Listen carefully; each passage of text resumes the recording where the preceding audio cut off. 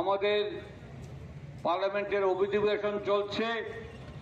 আজকে আপনাদের গোচরে আনার চেষ্টা করছি। আমরা আপনাদের দৃষ্টি স্বার্থে কংগ্রেস লড়ছেই লড়বে, শ্রমিক মেহনতি মানুষের স্বার্থে কংগ্রেস লড়ছেই লড়বে। এবং এই সমাবেশের মধ্যে আমরা সামিল হয়েছি।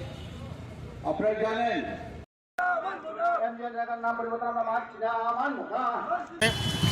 আজকে আমরা খোয়াই জেলার তরফ থেকে এক বিক্ষোভ কর্মসূচি আমরা এখানে অনুষ্ঠিত করতে যাচ্ছি।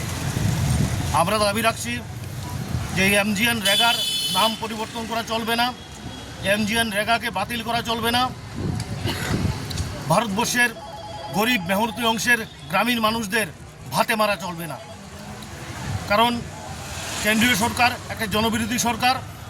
সেই জনবিরোধী সরকার আজকে 8 বছর যাবৎ ভারতবর্ষের অর্থনীতিকে পঙ্গু করার জন্যে যে অপপ্রয়াস চালাচ্ছে তার বিরুদ্ধে জাতীয় কংগ্রেস প্রতিবাদ কর্মসূচি জারি রেখেছে এবং আগামী দিনেও তা জারি থাকবে।